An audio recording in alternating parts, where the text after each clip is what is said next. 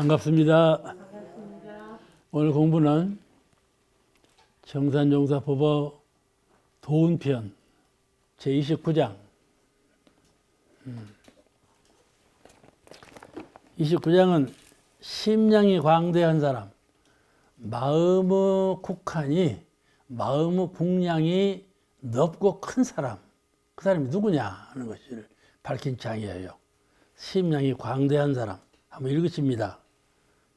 29장 말씀하시기를 심량이 광대하다 하면 마음에 막힘이 없는 것을 이름이니 마음이 정의에 편착이 없고 국경에 국한이 없고 순역에 집착이 없고 고락에 잡힘이 없으면 곧 심량이 광대하다 하나니라.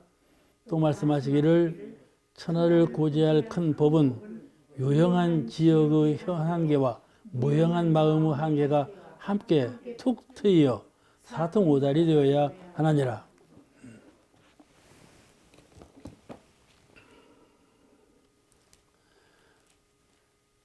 고통스러운 경기가 돌아오면 고통만 알고 무엇이 좀 잘 풀려.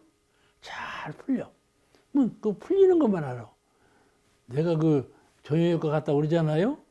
정형외과 갔는데 말이야. 그 의사가 약을 줘서 약을 먹어보라고 3일간 약을 줘. 이 3일간 약을 먹고 낫겠냐? 다음에 오라고는 안 해요. 그 간호사한테 물어서 어째 의사가 나오고 다음에 오라는 말을 안 넣는다? 그랬더니 안 아프면 안 오죠 뭐. 그렇게 간호사가 그렇게 대답하는 거예요. 아 그런데 내가 그 약을 한 봉지 먹었어. 그런데 하나도 안 아픈 거야. 이렇게 나서버렸나? 아이고 내가 참 정통의사를 만났다. 금방 나서버리는 걸 그랬구나 했더니 그게 아니더라니까. 마음작용이 그러는 것 같아. 하나도 안 아프고 약 한 점 먹었는데 그걸 보고 말이죠. 마음작용이 참 묘하다. 마음이 이렇게 뭐에 국집되면 안 돼.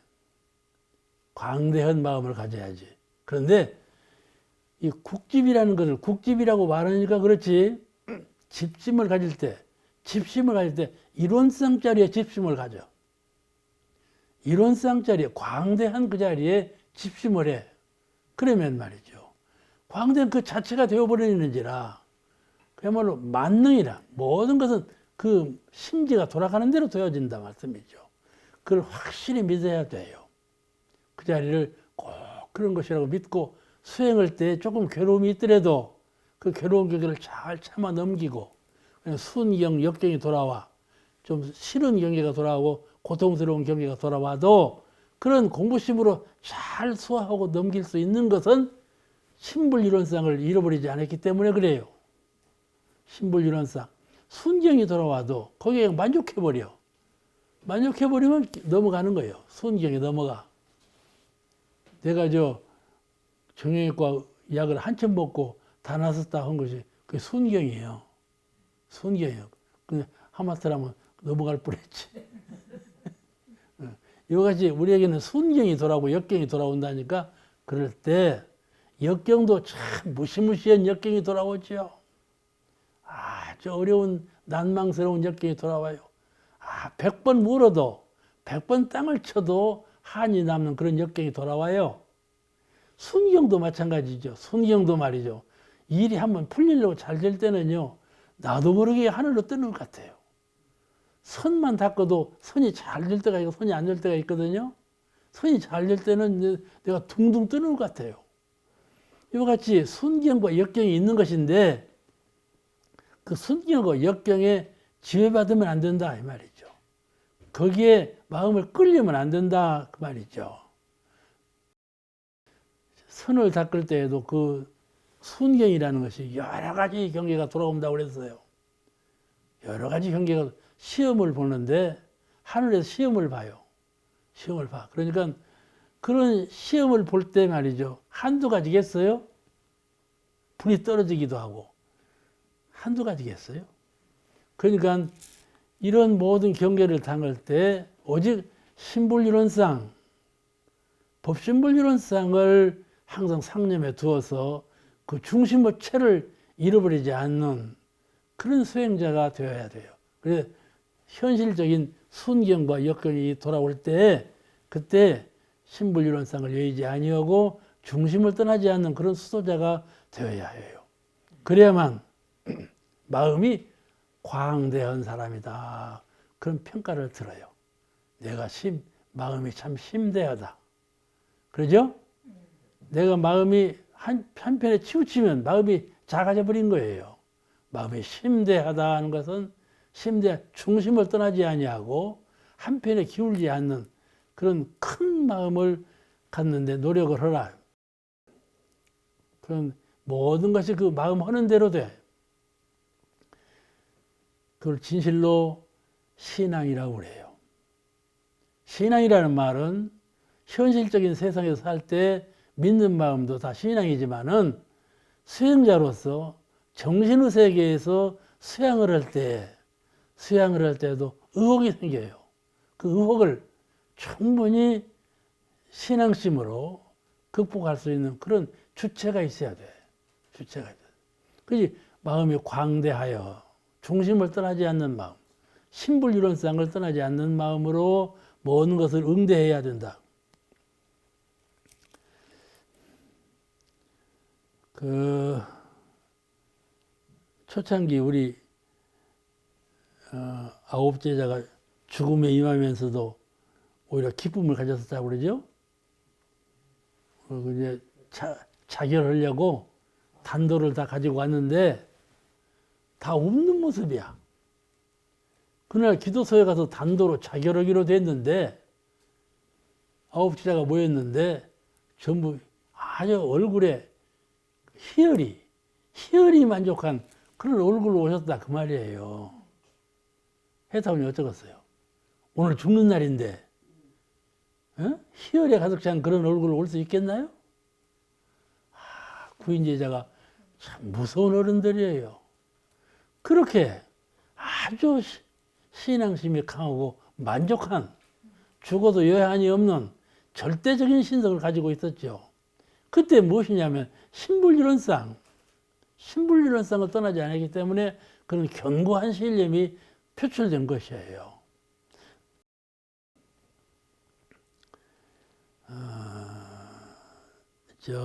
공산 송영환 선생님이라고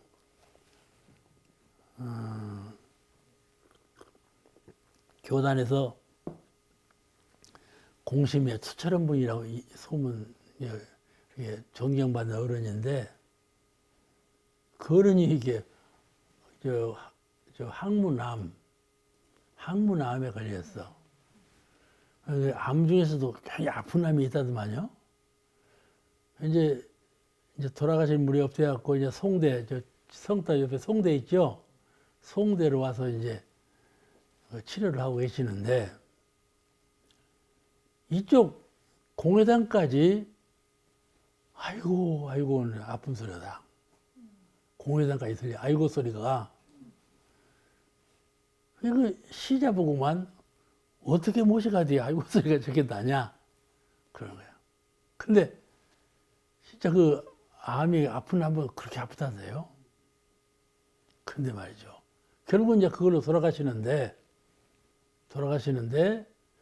그렇게 아픈 고통을 겪으시면서도 연로하실 때 나를 일으키라. 이렇게 드리니까 원불교 만세 만세 삼창을 하신 거야. 그리고 돌아가셨어. 얼마나 강인한 심장을 신념을 갖고 계셨습니까? 그죠? 역경순경을 당할지라도 그 마음 가운데 견고한 신불이론상의 신념, 나는 수도자라고 하는 신념, 나는 성불을 하기 위해서 모든 고난과 순경을 다 이겨낼 수 있다고 하는 고결한 신념, 그런 신념으로 사신 것이 아주 표상적으로 표출된 그런 모습이거든요. 그와 같이 수년의 경계에 마음이 묶이지 않고 집착하지 않는 것, 그런 심상 마음 모습을 심량이 광대하다. 그래 표현한다 그 말이에요. 심량이 광대하다. 수년 경계에 묶이지 않는다. 또 네 번째는 괴로운 일과 즐거운 일에 얽매이지 말아야 한다. 고락에 얽매이지 말아야 한다. 셋은 순경과 역경에 마음이 묶이지 않아야 한다. 넷은 고락의 경계에 마음이 묶이지 않아야 된다. 농부가 땀을 흘릴 때 말이죠. 그 심상을 보면 기쁨이에요. 어? 땀을 줄줄 흘리면서도 웃거든요. 그건 희망이 있고 만족감이 있는 거 아닌가요? 수고로워도 그런 거죠. 그와 같이 성불하고자 하는 이념이 투철한 분은 이런 즐거운 일, 괴로운 일, 또 순경, 역경 이런 것들을 다 일관적으로 하나로 하나의 신념으로 다 소화할 수가 있는 것이죠. 그 본문에 또 말씀하시기를 천하를 구제할 큰 법은 유형한 지역의 한계와 무형한 마음의 한계가 함께 툭 트이어 사통우달되어야 한다. 이 말씀은 천하를 구제할 큰 법은 유형한 지역의 한계와 무형한 마음의 한계. 이 지역이라는 건 땅이죠. 내가 살고 있는 지역, 한국이라든지 전라도라든지 이런 지역은 지역의 한계와 그 지역에는 한계가 있죠. 한계가 있고. 그게 지역에만 한계가 있는 것이 아니라 생활 현실 세계에 모든 한계가 있잖아요. 한계가 있어요. 그런데 이것은 유형한 세계의 한계죠. 나는 그 사람은 부자고 나는 가난하다. 빈부 한계죠. 그 사람은 권리가 당당하고 나는 비천하다. 그럼 고난은 한계죠. 모든 한계가 따로 있잖아요. 차등이 있고 한계가 있어요. 차등이 있고 한계가 있어. 짐승들 봐요. 짐승들은 뭐 어디로 뛰어가면요. 오줌부터 싸요. 요거 딱, 여기는 내 한계. 한계를 지어놔. 여기는 내 세계. 사람도 말이죠. 그런 것이 있다니까요. 모든 것에 자기의 한계를 딱 둬요. 한계를 둬. 그런데 그 한계라는 것은 유형한 한계죠. 유형한 세계의 한계예요. 근데 무형한 세계, 마음의 세계에도 한계가 있어요. 유형한 이 사물의 세계에도 한계가 있는 것처럼 무형한, 형상이 없는 마음에도 한계가 있어. 그죠? 그래서 이제, 심량이 광대하다 그러면 한계가 없다 그 말이거든요. 가령, 한계라는 것은 착심이 있다 그러면 한계가 있는 겁니까? 없는 겁니까? 있는 거죠. 한계가 있어. 무형한 마음에도 착심의 한계가 있어. 무형한 마음에도 무명, 어두운 마음의 한계가 있어. 그렇잖아요? 이 형상이 없는 마음 속에도 한계라는 건 있다 그 말이에요. 한계라는 건 형상이 있는 세계, 사물의 세계, 현실 세계만 한계가 있는 것이 아니고 무형한 내 마음의 세계, 정신의 세계에도 한계라는 것이 있다 그 말이에요. 그런데 이것을 툭 터서 유형한 현실의 세계에도 한계가 없도록 툭 트고 너는 누구 집 살고 나는 내 집 살고 네 집 내 집 이런 한계가 없어. 너는 네 나라 일본 사람, 우리는 한국 사람, 네 나라 우리나라 이런 한계가 없고 그렇듯이 우리 마음에도 그런 한계가 없다. 그러니까 마음으로나 현실 생활으로나 한계가 없는 툭 터버린 그런 것을 그런 정신의 세계를 사통오달했다 그래요. 그것을 심량이 크다 이렇게 말을 한다 이 말. 그렇죠? 그렇죠? 심량이 큰 사람 그런 사람이 되어야 하는 것이죠. 그다음에 제 30장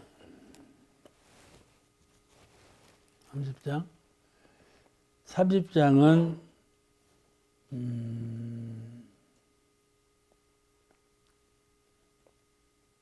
30장 설명을 생략하려합니다. 설명 생략해도 괜찮아요. 31장. 31장은 유불선 3교와 유교, 불교, 선교, 유불선 3교와 과학의 진수를 두루 활용하라. 유교의 진수, 불교의 진수, 도교의 진수, 과학의 진수를 두루 활용하라. 그런 뜻이에요. 이제 한번 읽어보시겠습니다. 31. 말씀하시기를 불교의 진수는 공인바 그릇 들어가면 공망에 떨어지며 유교의 진수는 규모인바 그릇 들어가면 쿡집하며 도교의 진수는 무의인바 자연인바 그릇 들어가면 자유방종에 흐르며 과학의 진수는 분석 정확한 인바 그릇 들어가면 유해 이 길에 그릇 들어가지 아니하고 모든 진수를 아울러 잘 활용하면 이른 원만한 법통을 이루며 원만한 인격이 되리라 그랬어요. 어렵죠? 어렵죠? 글이 어렵게 됐어요. 여기에서 불교의 진수는 공인바 그랬어요. 그거 다 아시죠? 불교는 공을 가르친다고? 그러나 그 공의 이념을 잘못 해석하고 잘못 들어가면 공망에 떨어진다. 망령된, 공에 떨어져서 망령된 일을 한다. 그 말이야. 에? 공망에 떨어진다는 것은 공에 떨어져서 망령된 일을 해요. 공에 떨어져 버리면 부조도 없고 중생도 없고 선도 없고 악도 없고 하니까 지 맘대로 한다 이 말이야. 자행자주한다 이 말이지. 공망에 떨어지며 잘못 들어갈 수가 있겠죠. 그러면 하면 그런데 불교의 진수는 공인데 이 공이라고 해서 그 공을 잘못 이해하고 잘못 들어가면 망령된 공에 떨어진다. 그런 말씀이신데, 이게 불교 대체적인 의의는, 불교에는 교법이 팔만대장경이잖아요. 팔만대장경의 교법이 광대하지만은 그 광대한 법을 요약하면 공사상이다 그 말이에요. 그래서 공사상을 뭘로 표현되어 있는가 하면은 아공, 내가 본래 비었다.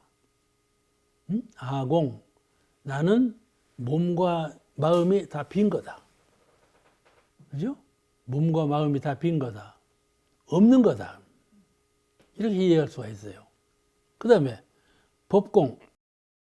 법이라는 건 불교에서 만유, 일체 만물을 법이라고 그래요. 하늘과 땅과 천지 만물을 법이라고 우리가 표현을 해요. 그 법공, 법이 빈 거다. 그 말씀은 법이 비었다는 말은 천지 만물이 비었다. 본래 없는 거다. 그 말이고, 부처님은 말씀이 비었다. 부처님께서 말씀하신 건 법이라고 그러죠? 불법. 그죠? 부처님 말씀 불법이라고 그러잖아요? 그 법, 불법. 천지 만물의 법과 불법이라고 하는 법이 빈 거다. 아공, 법공. 나가 비고 법이 비었다. 그 다음에 무엇이 비까? 아공, 법공은 다 비어버렸죠? 내가 없고 천지 만물이 없는데 무엇이 또 없어? 또 없는 것이 또 하나가 있어. 공역공. 공이라고 말하는 거, 공이라고 생각하는 거, 그것도 비었다. 그것이 불교 진수요. 불교 교의를 요약해 보면 아공, 법공, 공역공, 나도 비고 법도 비고 공이라는 것도 비었다. 이게 완공이지 완공. 빈 거야. 이것이 진수인데 이걸 잘못 이해한다 이 말이지. 잘못 이해한다는 것이다. 이 말씀의 진의는 아공이라는 말은 가령 이 아공, 법공, 공역공의 그 공이라고 하는 것도 비었다. 이 말씀의 진의가 무엇인가 하면은 하는 색과 공이라고 그러는데 가득 찬 것은 색이라고 그러고 하늘과 땅과 사람과 초목이로 세상을 가득 찼죠. 이걸 색이라고 그래요. 근데 이 가득 찬 것이 비었다. 그러면 공이라고 그러고. 그래서 반야심경에 색 즉시 공, 공 즉시 색 그러죠. 색이라 하는 것은 공하고 공이라는 것은 색으로 색이다. 공 즉시 색, 색 즉시 공. 공으로 표현했어. 그래서 색이라는 건 가득 찬 것이고 공은 텅 빈 건데 그 아공, 법공, 공역공 이것으로 색과 공이 비었다 그 말이야. 이 말은 아공, 법공, 공역공 이 말은 색이라는 것하고 공이라고 하는 것이 다 비었다 그 말이고, 그 다음에 유무로 우리는 표현을 해요. 있다 없다. 사람이 살아 있었어. 지금 죽으면 없어져 버리지 않아. 없어져 버리지. 없어져 버리지 않아. 구름이 떠 있을 때 있지만은 없어져 버리지 않아. 바람도 그러지. 바람, 물결도 그러고 모든 것은 있다가 없어졌다가 없다가 있어졌다 그래요. 그걸 유무 그런다 말씀이야. 유무 있는 것과 없는 것, 그게 천지만물을 그렇게 표현을 해요. 색과 공 이렇게 표현도 하고 유와 무 이렇게 표현도 하고 그렇죠. 알겠죠? 우리가 이론상 법어에서 유는 무로, 이론상 개성에서 유는 무로 무는 유로 돌고 돌아 지극하면 이 말씀이 나오죠. 유와 무로, 유와 무 두 개념으로 천재 만물을 말씀하신 것도 같은 뜻이에요. 이와 같이 색과 공, 유와 무 이렇게 표현하는데 이 색과 무, 유와 무 이것이 다 공했다는 말은 공했다는 그 생각이 비었다 그 말이에요. 실제로 그게 빈 것이 아니라 공했다고 하는 그 생각, 그게 비었다 이 말이에요. 가령 구름이 있는데 구름이 비었다 하면 구름이 없는 것 아니겠어요? 근데 하늘에 구름이 있습니까 없습니까? 있지 않아요. 사람도 죽었다 하는데 사람이 또 있지 않아요. 사람이 죽으면 싹 없어져 버렸는데 있지 않아. 모든 것은 없다고 하는데 비었다고 하는데 색이고, 알겠죠? 꽃은 붉은 꽃이 있는데 꽃이 나중에 없어져 버리잖아요. 그렇죠? 그러면 세상에 붉은 꽃이 없나요? 있죠, 또 있죠. 이것은 사라졌지만 이거 또 있잖아요. 색이라는 건 세상에 항상 있어. 붉은 꽃은. 붉은색은 항상 있어. 근데 없어졌잖아요. 그죠? 그런 현상일 뿐이에요. 그러니까 색과 공, 유와 무라고 그러는데 이 유와 무 이것들은 사람이 생각하기를 없어졌구나. 또 있구나. 이 생각일 뿐이에요. 자연의 이치는 본래 그런 것이 아니다 그 말이죠. 색과 공, 유와 무로 표현할 수 있는 대상이 아니에요. 자연은. 근데 사람이 색이다, 공이다, 유다, 무다 이렇게 판별해서 생각하는 거죠. 의식으로. 이해가 되시죠? 그런데 그런 것인데 이걸 잘못 알면 말이죠. 잘못 알면 모든 것은 공하고 공했다. 다 비어버린 것이다. 다 없는 거다. 이렇게 잘못 이해할 수가 있어. 공즉색, 공이라고 하는 것은 빈 것이 아니고 가득 찬 것이야. 색즉 공, 가득 찬 것은 가득 찬 것이 아니고 텅 빈 것이야. 반야심경은 이렇게 가르쳤어. 에? 가득 찬 것과 빈 것은 둘이 아니라고 가르쳤는데 사람이 생각하기를 공이라고 생각할 때는 공만 생각하고 색이라고 생각할 때는 색만 생각해요. 그래서 유상과 무상에 빠져버려. 어느 하나에 빠져버려. 그렇게 된다는 말씀이죠. 그렇게 생각을 해야 하고 어떻게 생각까지 가느냐 하면 영혼도 없는 것이라고 생각을 해요. 알겠죠? 사람은 육신이 죽고 영혼 살았다고 벌써 그렇게 다 생각하는데 잘 생각해보면 생각이 없는 영혼이 어디 있어? 생각하는 것이라야 영혼이지. 그렇잖아요. 그런 말이죠. 영혼까지도 빈 거다. 이렇게. 영혼이라는 것도 누가 영혼이 어디 있나 생각함으로 영혼이 있지. 내가 만약에 생각을 떠나면 영혼이 있겠어요, 없겠어요? 내가 아무 생각 없이 아무것도 생각을 안 해봐봐. 내 영혼이 있겠어, 없겠어? 없는 것이지, 없어. 없는 것이로구나 이렇게 말해버린다니까. 근데 영혼이 있나요, 없나요? 있지 않아요. 생각으로 영혼이 없다는 생각이지 실제로 영혼이 없는 건 아니잖아요. 그렇죠? 그런데 생각이 없으니까 영혼도 없다 이렇게 해버려. 그와 같이 모든 만물을 생각으로 있다 없다, 생각으로 가득 찼다 비었다 생각하는 것뿐이지 그 자체는 아니다 그 말이요. 가령 꽃이 여기 백합꽃이 하얗게 피었어. 그 백합꽃이 나중에는 시들고 없어져 버렸어. 그런데 백합꽃 한 송이는 시들고 없어졌지만은 이 우주만유 백합꽃은 그대로 있다 그 말이에요. 아시겠죠? 우주만유 속에 백합꽃은 그대로 있어. 없어진 게 아니에요. 그러죠? 내 영혼이 생각이 없으니까 영혼도 없어져 버렸어. 그런데 이 우주만유 신령한 진리 속에는 내 영혼이 그대로 있어. 그래서 그 우주만유 진리와 함께한 영혼이 한 생각이 날 때가 있어. 우리는 깊은 잠에서 들을 때는 생각이 없잖아요. 그럼 내가 있나요, 없나요? 깊은 잠에 들었을 때 내가 없죠. 그런데 말이죠. 딱 깨어날 때는 한 생각이 나지 않아요. 근데 한 생각이 나면 내가 있나요, 없나요? 그 한 생각 날 때하고 한 생각 없을 때하고 나라고 하는 그 실상은 같은 나일까요, 다른 나일까요? 그 나가 그 나지요. 그 나가 그 나예요. 그냥 그 나가 그 나인데 사람이 있다 없다 그러는 거예요. 비었다 찼다 그러는 거예요. 본래는 빈 것도 아니고 찬 것도 아니고 있는 것도 아니고 없는 것도 아닌 거예요. 없는 것도 아닌 거예요. 그런데 생각을 기울이니까 있다 없다 비었다 찼다 그런다니까. 몰라 잘 이해를 내가 모르는데 자관 관사님 뭐라고 했어?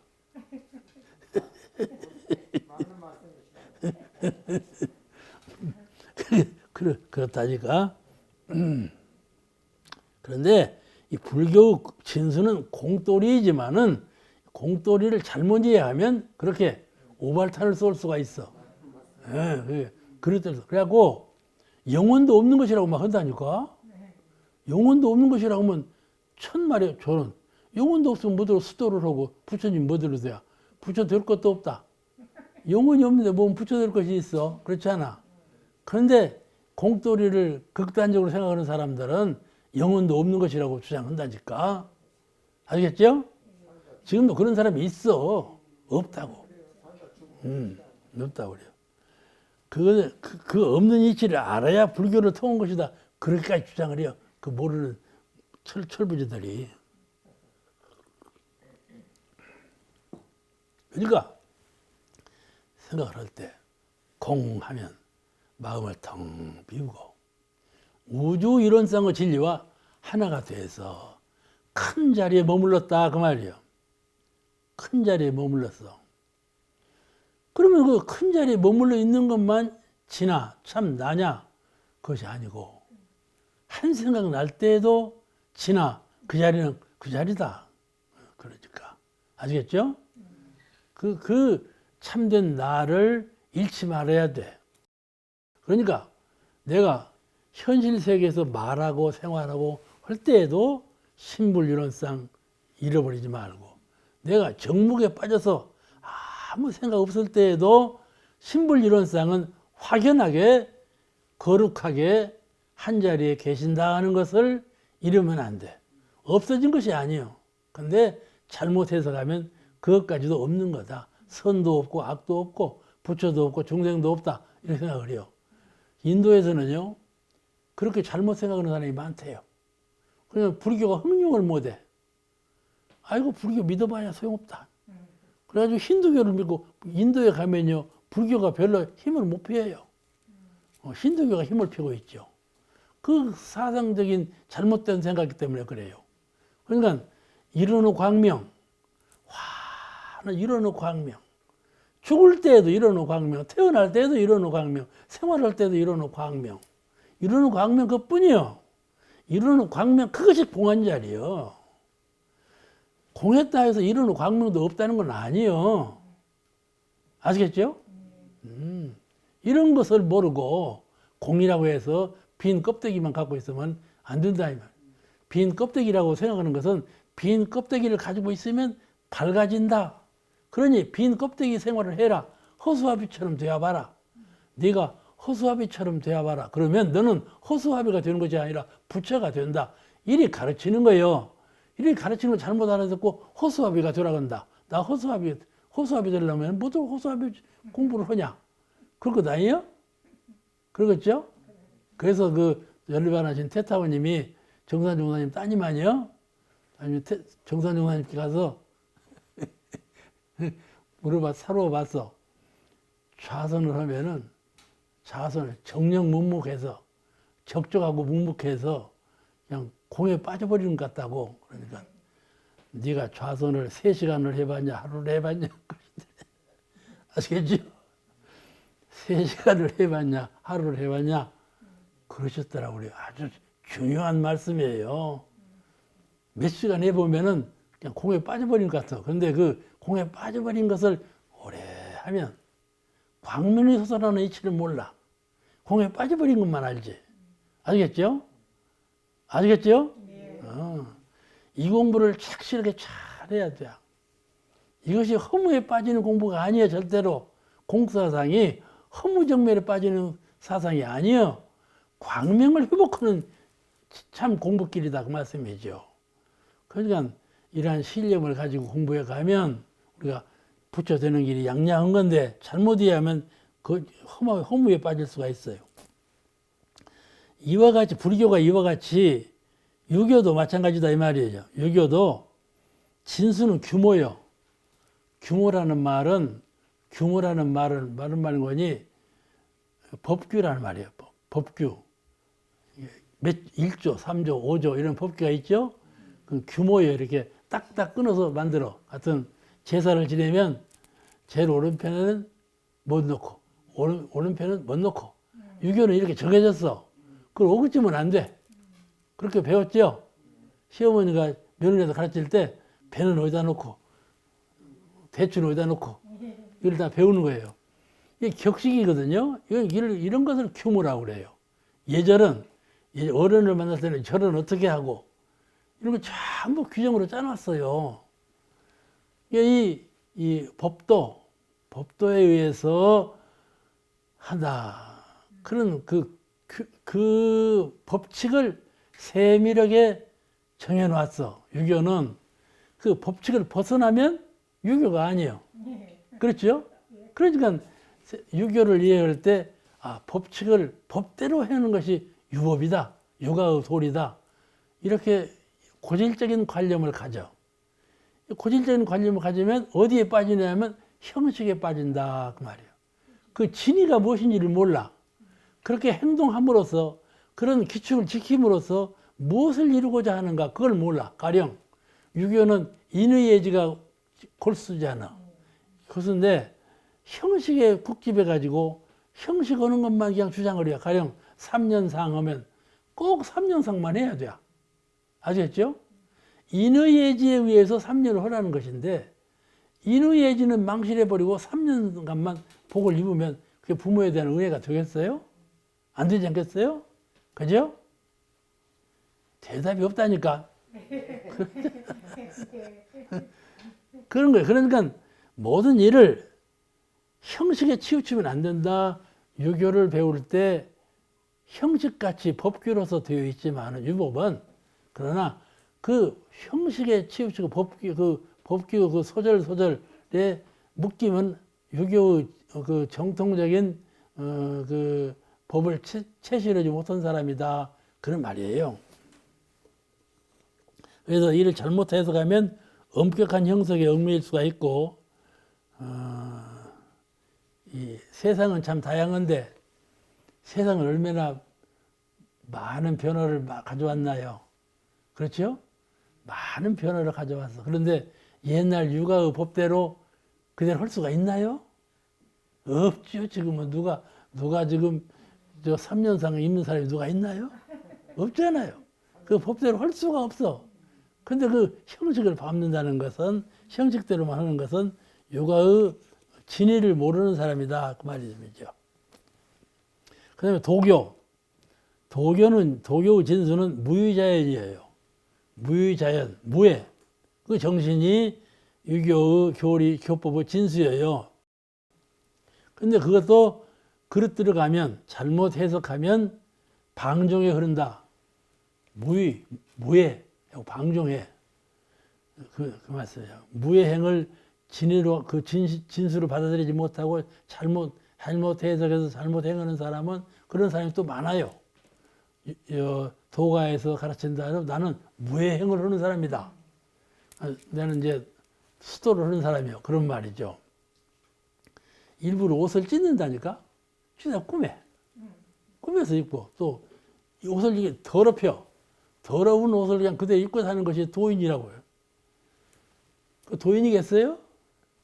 찢어진 옷을 입고, 지어 입고, 더러운 옷을 빨래도 않고 그냥 입고, 그런 것을 도인이라고 하면서 무해도인이라고 한다면, 그게 도인이겠는가 말씀이죠. 그제는? 무해라고 하는 걸 그렇게 잘못 이해한다. 무해라고 하는 걸 그렇게 잘못 이해한다 말씀이죠. 그래가지고 이것을 거기에 그치면 좋은데, 계행을 자기 마음대로 하면서, 범계를 하면서 나는 거기에 속박된 사람이 아니다. 나는 그 쫄쫄하게 개나 지키고 그런 사람 아니야. 나는 그런 좀 초보만 사람이다. 초월한 사람이다. 그래갖고 그 무예행이라고 자랑하는 수도자가 꽤 많아요. 아시겠죠? 그렇게 오류를 범하는 사람이 있다. 그 말씀이죠. 도은편 32장. 우리 인류 문명은 세계주의를 지향한다. 그런 뜻의 본문이에요. 세계주의. 한번 읽으십니다. 32장. 말씀하시기를 인지가 미개하고 계한이 편협한 시대에는 개인만을 본위로 하는 이기적 개인주의나 한 가족을 본위로 하는 가족주의나 한 단체 한 사회를 본위로 하는 단체주의나 한 국가를 본위로 하는 국가주의가 각각 그 시대와 국가 안에서 인심을 지배하였고 아직도 그 여풍이 도처에 남아있음을 볼 수 있으나 불보살 성현들은 일찍부터 이 모든 국한을 초월하여 세계를 본위로 하는 큰 정신을 주로 고취하나니 이른바 대자대비가 세계주의이며 인의 정신이 세계주의이며 박애의 정신이 세계주의라. 이 모든 성인들은 천하를 일가로 보고 만민을 한 권속으로 삼아 세계 인류가 다 같이 구제받을 대덕을 제창하셨으며 특히 불교에서는 세계와 인류뿐 아니라 시방세계 육도사생을 다 같이 본위로 하는 대정신을 크게 창조하셨나니 곧 세계주의의 극치라 할 것이니라. 세계주의 설명 안 해서 알겠죠? 개인주의, 가족주의, 사회주의, 국가주의, 여러 가지 주의, 편협한 주의가 있는데 그런 모든 주의 주장을 다 탈피해서 세계적인 전체 세계주의로 나아가야 한다. 모든 성현들이 그 세계주의를 이미 제창하셨다. 그런 내용의 말씀이에요. 인지가 미개해서 아직 그 정신이 열리지 못해서 닫힌 세계만 알아. 가령 우물 안에 개구리라고 그러잖아요. 개구리 그것들은 우물 밖에는 모르거든. 우리가 볼 때는 개구리가 살고 있는 그 우물은 말이죠. 썩어가지고 냄새나는 그런 것이에요. 그래서 그놈이 아름답고 평화롭고 즐겁다고 맹꽁맹꽁 하지 않아. 그죠? 다른 것을 몰라. 그것밖에 몰라. 썩은 물 속에 살면서도 그것밖에 몰라. 또 국화는 아주 조그마한 그 방죽 속에 살면서도 그것밖에 모르는 거, 그것이 개구리 머리가 열리지 못해서 그런다 그 말이죠. 사람도 꼭 그와 같아요. 어느 한계 속에서 딱 태어났어. 그러죠? 어느 나라라고 어느 나라 속에, 어느 국토 한계 속에 태어났고, 어느 부모를 정한 부모님을 위주로 하는 한 가족의 한계 속에 태어나고, 우리는 언제든지 한계 속에 태어났어요. 육군도 그렇죠. 나라고 하는 형상 있는 육군의 그 한계 속에서 딱 태어났어. 그렇기 때문에 그 속내만 알지 그 바깥은 모른다 그 말씀이죠. 그래서 세계적인 큰 안목으로 열린 안목으로 밖을 바라볼 줄 모르고 나 자신을 키울 줄을 몰라. 그래서 일찍이 부처님이나 예수님이나 공자님, 성자께서는 이런 그 세계주의, 우를 트고 한계가 없는 그런 그 세계를 우리에게 가르쳐 주셨다. 그런 정신을 우리에게 가르쳐 주셨다. 그런 내용이 그런 말씀이에요. 인류가 세계대전을 치렀지 않았어요? 1차 세계대전, 2차 세계대전, 대전을 치른 이후에 2년 분쟁은 퇴화했어요.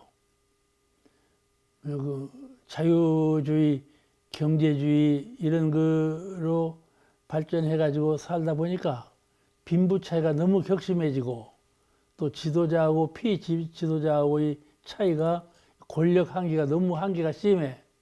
그래가지고 억울하게 핍박받고 살고 억울하게 비천하게 살고 한번 부자가 되면 계속 부자요. 한번 가난하면 계속 가자라. 가난해서 그걸 벗어날 줄을 몰라. 그러니까 사회주의 혁명이 일어났잖아요. 공산당이 일어났어. 그렇게 하지 않고 같이 생산하고 같이 나눠 먹자. 그런 것이 공산당이거든. 근데 공산당 오래 못 가서 없어졌잖아요. 없어지진 않았지만은 많이 쇠퇴했잖아요. 이것이 1차 대전, 2차 대전의 전쟁이 우리에게 가르쳐 준 바로서 이렇게 살면 안 되겠다. 이렇게 살면 서로 전쟁을 하고 서로 모함하고 서로 박해해가지고 못 사는 괴로운 세상이 되니까 그러면 어떻게 할 것이냐. 평화를 위해서는 이렇게 해야 되겠다 하고 안목이 열렸다. 서로 극단적으로 싸워봐야 싸움이라는 거 얼마나 나쁜 것인 걸 알지 않냐? 인류도 그랬어요. 세계 대전을 치르고 나서 이제 각성이 생긴 것이거든요. 우리가 지금 코로나라고 하는 세계적인 질병을 앓고 있지만은 이거 한번 치르면 인류 정신 방향이 달라질 거예요. 이렇게 그 원인이 어디에 있으니 그 원인을 해소하려면 이렇게 살아야 되겠다. 이렇게 각성이 생기지 않겠어요? 그와 같이 인류가 그렇게 발전했다 말씀이죠. 그래서 한편에서는 이 전쟁에 대한 공포를 억제하기 위해서 공포를 빙자해 가지고 가령 북한 같은 나라에서는 말이죠. 미국은 북한을 침략할 뜻이 없거든. 그래도 외국 사람이 북한에 가면은 반드시 그 사람에게 미국이 우리를 침략하려고 한다. 그 우리가 원자탄이나 유도탄을 개발하지 않을 수가 없다. 이렇게 주장을 해가지고 자꾸 무기를 개발하고 발전시키지 오지 않아요? 이걸 빙자하는 거예요. 빙자해요. 그런 그 전쟁의 공포를 빙자해가지고 자꾸 무력을 증강을 시켜. 무제한 증강을 시켜. 그러니까 이거 큰 문제 아닙니까? 그러니까 지금도 세계는 큰 문제를 안고 있어. 그런데 그와 같이 무력을 증강시키는 일면도 있지만은 그 정신세계를 보면은 훨씬 더 옛날보다는 많이 평화를 주장하고 평화해야 된다고 그 정신이 옛날 정신으로 바꿔졌단 말이죠. 한편에서는 무력을 증장하고 싸울 준비를 하고 있지만은 인류 전체의 정신은 평화를 위해서 이렇게 우리가 노력을 해야 된다. 이런 방향으로 흘러가고 있다 말씀이죠. 그러니까 문명의 발전은 평화의 방향이에요. 문명의 방향으로 가고 있다. 지금도 중동 보세요. 중동은 지금도 요란하게 싸우지 않나요? 폭탄을 들이쓰고 요란하게 싸워요. 우리나라도 지금 평화스럽지만은 저게 일어났다면 큰일이잖아요. 이렇게 아주 각박한 세상으로 돌아가고 있는 것처럼 보여. 그러나 그 정신세계를 살펴보면 그와 반대로 모든 인류가 그와 반대의식, 평화가 얼마나 필요한가, 평화를 위해서 우리가 얼마나 노력을 해야 되는가 하는 방향으로 많이 발전해 가고 있다 하는 것을 볼 수가 있어요. 그러니까 정신의 방향대로, 마음의 방향대로 인류가 그런 방향으로 가지 않겠어요? 그러니까 앞으로 오는 세상은, 현실적으로 보는 세상은 전쟁밖에 없는 공포 세상 같이 보이지만, 그렇지만 앞으로 오는 세상은 절대로 그러지 아니하고 평화를 달성하고야만은 그런 세계로 점진적으로 발전해 가고 있다는 것을 알 수가 있어요. 이 공동 방어라고 그러잖아요. 우리 미국이 한국을 잡아야 중국 세력을 억제할 수 있거든. 우리 공동 방어하자. 중국이라는 나라는 해양을 넓이 하고 있고 큰 대륙이잖아요. 그러니까 인근 국가가 참 많아. 한국, 인도, 버마 다 인근 국가잖아요. 그런 인접하고 있는 나라를 다 잡아놓아야 자기 안정 세력을 갖추지 않겠어요? 근데 미국은 말이죠. 인접국가가 없어요. 카나다하고 멕시코밖에 없잖아요. 다 바다로 튀어버리고. 그러니까는 아주 널리 그 세력권을 가져야 된단 말이죠. 그 동맹권을 자꾸 넓혀가. 그 동맹하는 이유가 서로 동맹으로 전쟁을 억제하고 평화를 이루자, 이런 그 정신으로 이렇게 동맹권을 넓혀가지 않아요? 이런 작업들이 다 평화를 위한 것이다 그 말씀이죠. 전쟁을 억제하려고 하는 노력들이요. 그러니까 우리 인류 문명을 앞으로 오는 세계는 절대적으로 평화의 세계가 돌아오지 서로 멸망하는 세계로 이끌어가지는 않는다. 그렇죠. 그러니까 보라. 인류는 곧 망한다. 말세가 돌아온다. 이렇게 보는 견해하고, 보라. 인류는 그 지혜로, 그 희망을 갖고 가는 그 지혜로 평화가 돌아온다. 이렇게 보는 안목하고 딱 갈라지잖아요. 앞으로 오는 세계는 문명한 세계다. 앞으로 오는 세계는 암흑 세계요, 파멸의 세계다. 이게 두 견해가 딱 날라져요. 이걸 과학에서도 증명하지 못하는데 종교에서 이걸 이렇게 딱 말하고 있거든요. 앞으로 오는 세상은 말세고 멸망이다 이렇게 보는 세계. 안목이 있고, 앞으로 오는 세상은 그러지 아니하고 평화요, 문명한 세계가 돌아온다 이렇게 보는 견해가 있는데, 대종사님은 문명한 세계, 평화로운 세계가 돌아온다고 보는 견해예요. 그러죠? 이 견해를 우리가 믿어야 돼요. 대부사님께서 말씀하셨어요. 지금 시대는 이렇게도 볼 수 있고 저렇게도 볼 수 있고 가능의 세계예요. 가능의 세대예요. 그런데 나는 이렇게 본다. 이렇게 분명하게 당신 의중을 필요하셨거든요. 앞으로 오는 세계는 반드시 문명한 평화 세계가 돌아온다고 이렇게 선언하신 거예요. 우리가 그런 방향으로 이해의 폭을 넓혀가야 될 것입니다. 그런데 본문에 이렇게 말씀하셔서 불교살 성현들은, 그러므로 불교살 성현들은 일찍부터 이 모든 국한을 초월하여 세계를 본위로 하는 큰 정신을 주로 고취하셨다. 그 자꾸 한계를 짓고 투쟁하고 혐오하고 이렇게 되는데, 부처님하고 공자님하고 예수님은 그러지 아니하고 세계적 안목으로 인류 전체의 평화를 위해서 말씀하시고 그 길을 열으셨다. 볼 수 있는 말씀이에요. 그래서 첫째, 불교의 자비정신 아니겠어요? 불교는 대자대비 정신이에요. 대자대비 정신이요. 사회를 구원하는, 인류 전체를 구원하는 덕목은 대자대비예요. 자비정신. 그러니까 부처님을 섬길 때 두 가지요. 하나는 정신의 광명정신하고, 둘은 자비, 베푸는 자비. 그 정신으로 둘로 딱 나눠볼 수가 있는데, 광명과 자비정신으로 나눠볼 수가 있는데, 그 중에 대자대비가 세계 인류를 구원하는 큰 정신이요 북한을 벗어난 세계 정신이다 이 말씀이에요.